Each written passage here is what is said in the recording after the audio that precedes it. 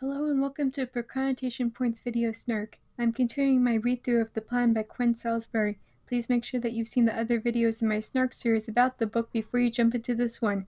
Chapter 26, Christmas Day.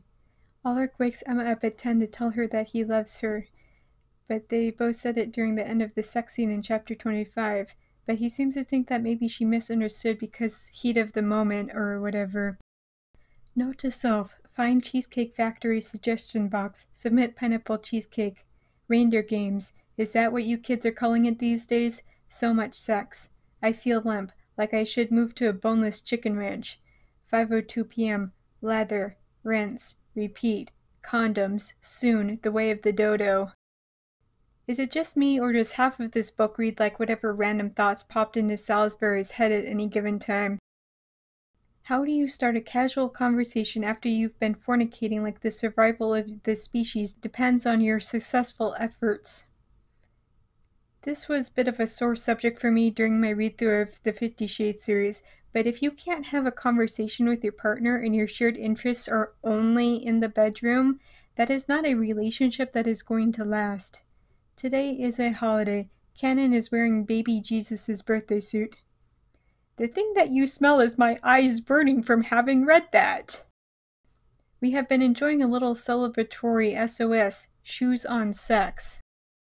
The actual giant problem of this book came in the last two chapters, and now we're back to whatever random nonsense pops into Salisbury's head.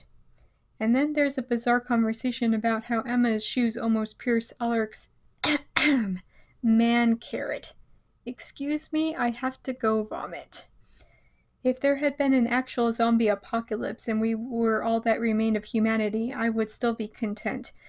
Right up until the special of the day was my brains anyway. We just took a headfirst dive straight back into crazy bad writing with this chapter. Anyway, Emma wakes up much later. It's dark outside, it's snowing, Alaric is asleep next to her, and she's insanely content. She thinks about how they said I love you earlier and touches him. Alaric wakes up briefly, but quickly goes back to sleep. Emma continues to touch him, but whoops, he wasn't nearly as asleep as she thought. This leads to more banging. Immediately upon completion of the act, Alaric is like, well, break time's over, time to head back to work. And it's just like, wham bam, thank you ma'am with that one, isn't it? Yes, they had been doing it all Christmas Day, but like, not even a post-sex cuddle for 5 minutes or anything?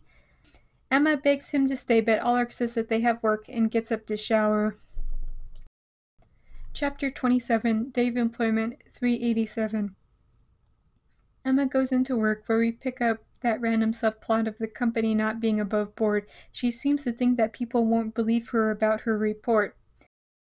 They will have to believe me despite the source, despite the fact that I'm just a PA. Except that she's just a temporary PA.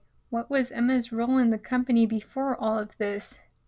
Alaric kind of slips back into his usual role of overbearing boss who orders his PA around without a second thought. Emma kind of calls him out on his bull. He tries to soften the blow by saying stuff like, you should probably order lunch for us while you're at it. I don't think it really works, but it does raise some interesting questions about a future work dynamic, none of which I really want to dive into right now. Alaric then randomly tells Emma about a memory that was suddenly dredged to the surface of his mind, of his father having an affair with somebody in the office named Cynthia, and his mom being angry. But he goes on to think that his mom had found out about his dad kissing this trollop, and she ran off and got into the accident that killed her. Oof. My father brought Cynthia around a few times later. I couldn't even bring myself to look at her. He looks up at nothing in particular, his gaze cold. I learned to hate when I was 5. Apparently going to therapy is too much for any of these people. Emma asks if this is why he's such an but he says that he doesn't think so. He then laughs over his self-analysis. So, Emma, maybe you would care to enlighten me as to why you seem so hesitant about us. You mean beyond the obvious drawbacks of being involved with the self-proclaimed and unapologetic... Actually, no, I take it back. Aside, I still want answers for Emma's insanity in the wee hours of Christmas morning. No, it's mostly me, I suppose, I say and breathe deeply. I'm used to being on my own. I control that. It's comfortable. I never cared much if anyone came or went before. I get that there's an adjustment period between being single and self-reliant to suddenly becoming an us in a relationship, but everything that Emma was going on and on about in Chapter 5 has nothing to do with that. Emma then says that she feels like she isn't worthy of Ulrich, but he seems happy with her regardless. I, however, am not. We're apparently not even going to address any of that, but I also don't want to delve into it if the book has apparently stopped caring, so we seem to have reached an impasse.